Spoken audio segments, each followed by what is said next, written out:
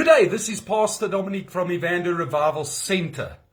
I want to share with you today scripture that we find in the Old Testament that is so powerful as it pertains to fasting. Now, we are busy with a mid-year fast. It's day number 2. And there's so many of us here at Evander Revival Center that is fasting. We are praying in this week. We are seeking the will of God for the season, for the rest of 2025. And I just want to tell you, as you are fasting and seeking God, there is tremendous supernatural breakthrough that's going to come. But there's something we also got to understand, that we are in a battle, a spiritual battle. The enemy is coming against us. And as we fast, the enemy would like nothing more than for you and I to be discouraged in our fast.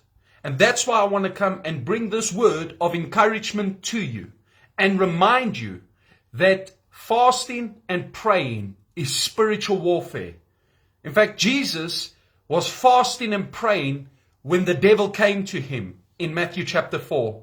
And oftentimes the attacks of the enemy will come as you seek the Lord. But as you push on and you press on, you're going to find the supernatural grace to overcome.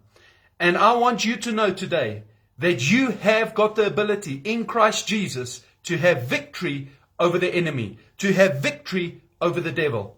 Now, in the Old Testament, there is a book called Esther. It is written about the queen of Babylon. Her name was Esther, and she was a Jew. And she was married to the king of Babylon. But one day, there rose up a man in Babylon that hated the people of Esther. He was a man called Haman, and Haman was the prime minister of Babylon. Haman had a personal vendetta against another Jew called Mordecai. And just as coincidence would have it, Mordecai was the adoptive father of Esther. But Haman didn't know this, and he didn't also know that Esther was a Jew.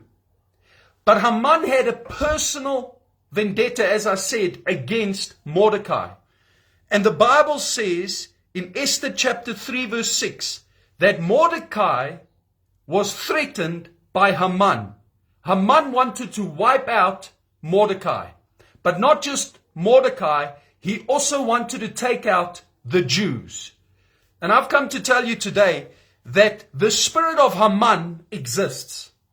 It is the spirit of the devil. The Bible says in John chapter 10 verse 10, the enemy comes to kill, steal, and destroy. And the devil wants to come, kill, steal, and destroy. The spirit of Haman wants to come into your home, and it hates you. It hates me as children of God. Why? Because we bear the image of God. We carry the likeness of God. We operate according to the likeness of God. The Spirit of God is in us. And the enemy does not like us. The enemy doesn't like you. No matter how faithful you are, no matter how good you are, you've got an enemy. 1 Peter chapter 5 verse 8. Your enemy walks around like a prowling lion, seeking whom he may devour. And he's constantly looking for an opportunity to come and devour. But like Haman didn't just hate Mordecai, he also hated the Jews. The devil doesn't just hate you and I, he hates our families. And he wants to come in and bring destruction. And the Bible says that Haman masterminded a plan to get the king to destroy all the Jews right throughout Babylon, in every province in Babylon. In Esther chapter 3 verse 13, we read how letters were sent to all the king's provinces to kill all the Jews, both young and old, little children and women, in one day. And not only that, to plunder their possessions. Here came an attack against the Jewish nation in the book of Esther. Here came a threat. And I wonder what is threatening your home. I wonder what is threatening your marriage. You see, the enemy does not always come and just attack us. He attacks our families. He attacks our children.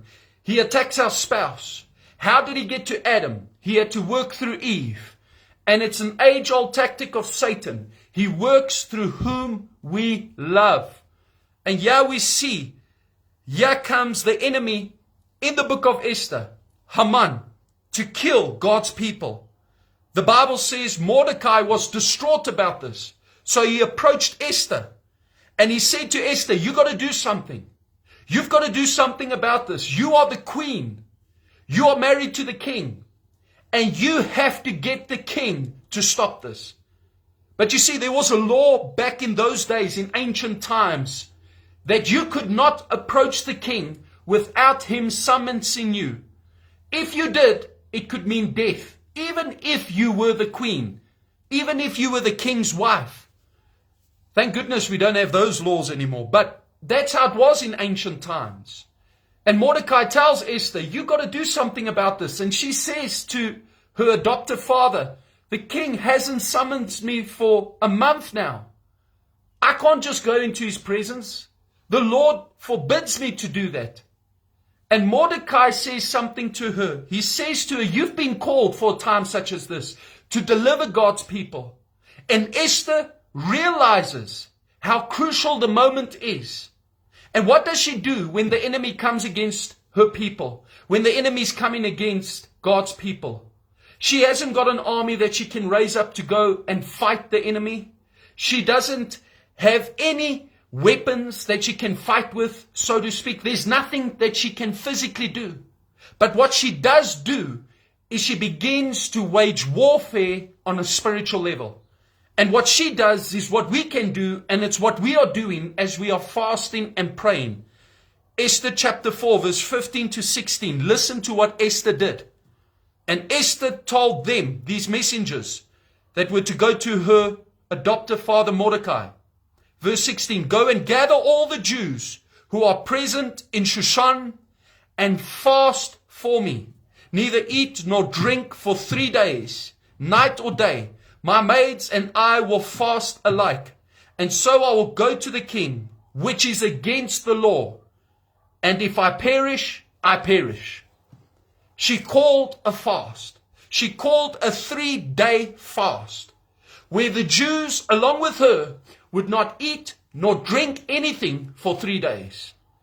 When she did not have the answer, when it seemed as if her life was being threatened and the Jews' lives were being threatened, when it seemed as if the enemy was going to destroy them, she began to fast. And I want to tell you, that's what we need in our homes. We need to fast. We need to pray. When it seems like our children are rebellious, we need to fast and we need to pray. When it seems like our marriage is under attack, we need to fast and we need to pray. When it feels as if there's an attack upon the family's finances, when there's an attack upon our home, we need to fast and we need to pray. The enemy is not just after you. He's after your children. He's after your spouse. He's after your family. When your parents are under attack, when they are going through something, we need to fast and pray. That's what Esther did. She began to fast. And she proclaimed not just a fast for herself, but for all the Jews. And they all began to fast and pray. And she took a bold step. She was courageous. And she approached the king.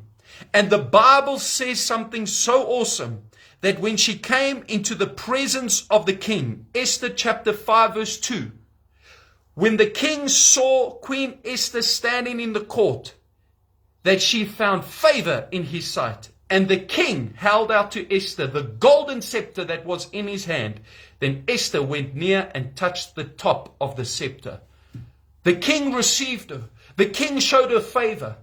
And I've come to tell you, as we fast, as we pray, the King of Kings is going to show us favor. The King of Kings is going to reach out to us as we come into his presence. And as we bring our petitions unto the Lord, according to Philippians chapter 4, verse 6 to 7, where Paul tells us, make your requests known unto God. As we do that, the King is going to grant us our requests. And I wonder, what are you praying for? I wonder, what are you trusting God for? As you are fasting, where do you need breakthrough in your home? I want you to know that fasting is spiritual warfare. You're going to war against the devil. You are going to war against demonic forces. You're going to war against the spirit of Haman. There was a physical Haman in the Bible, but the spirit of Haman still exists. So when your home is under attack, when there is a spiritual onslaught, the answer is fast and pray. In fact, Jesus said, Matthew chapter 17, verse 21, there's a certain kind of demonic force that will not leave you or stop attacking you unless you fast and pray. The Bible says that Esther went into the presence of the king. She requested a banquet with the king and Haman. And at this banquet, it was revealed unto the king that Haman sought to destroy her, and not just her, but her people. Haman was taken by surprise. He did not know up until that point, up until the banquet, that Esther was actually a Jew. And the king was so furious. The Bible says that the king hanged Haman as a result. He killed Haman. I want you to know, the only way you can defeat the enemy, you got to be in the presence of the king, but you're going to have to get to his presence, make your requests known unto him, stand in his presence, and watch how God will begin to fight for you. And what the enemy intends for your harm, God's going to start turning around for your good. Haman was hanged upon gallows that he actually built for Mordecai. He actually wanted to hang Mordecai from these gallows at his house.